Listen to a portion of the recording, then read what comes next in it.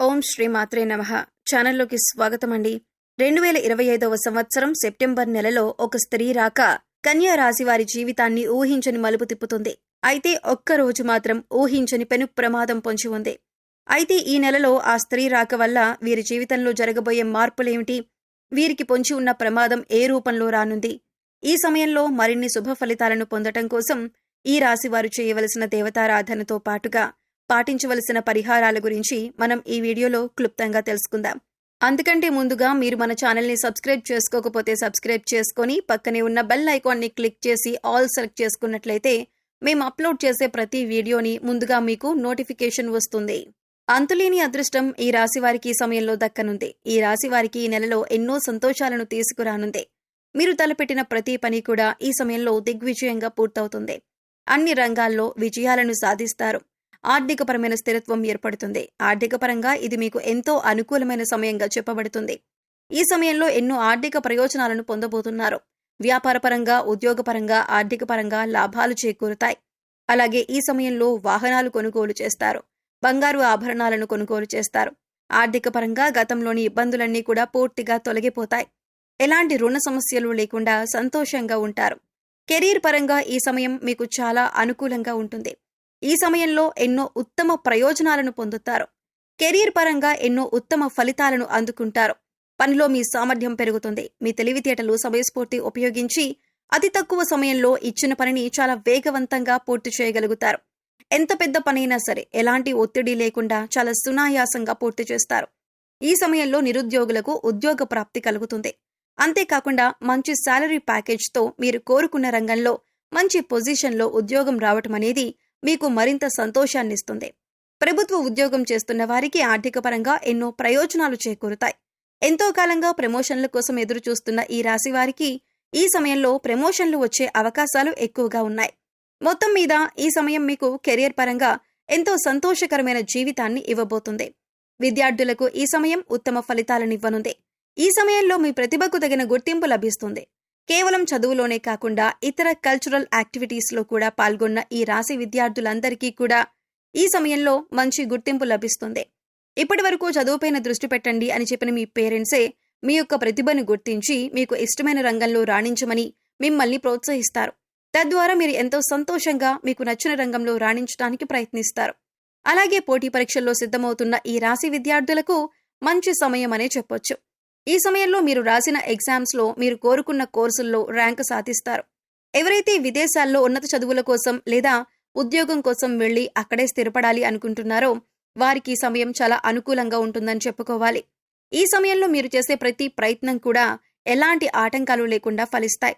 ఆరోగ్యపరంగా ఈ సమయం మీకు సానుకూలంగా ఉంటుంది. గతంలో ఇబ్బంది పెట్టిన దీర్ఘకాలిక సమస్యలన్నీ కూడా ఈ సమయంలో పూర్తిగా తొలగిపోతాయి.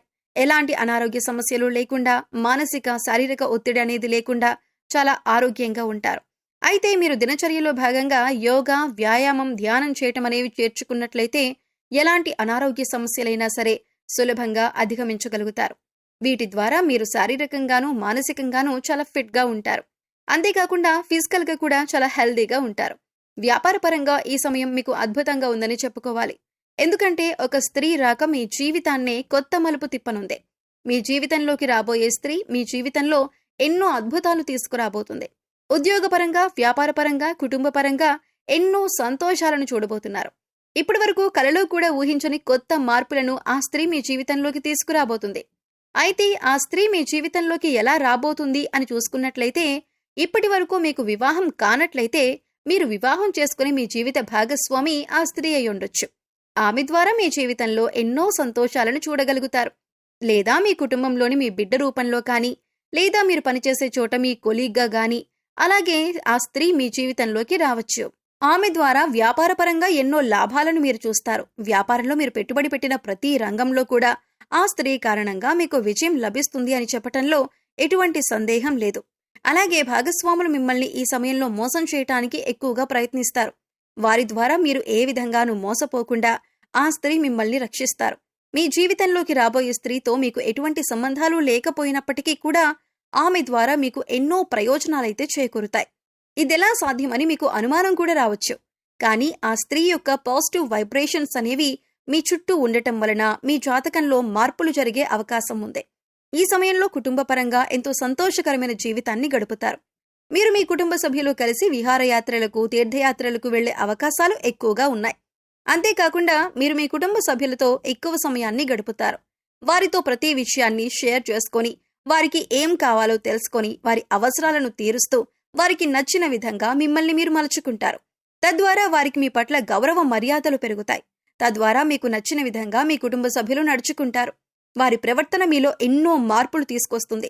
మీకున్న ఆ ఒక్క రోజు ప్రమాదం ఏంటంటే, ఎవరైతే వాహనంలో ప్రతినిత్యం ప్రయాణం చేస్తూ వేరే ప్రదేశాల్లో ఉద్యోగం చేస్తున్నారో వారికి ఈ సమయంలో వాహన గండం పొంచి ఉంది.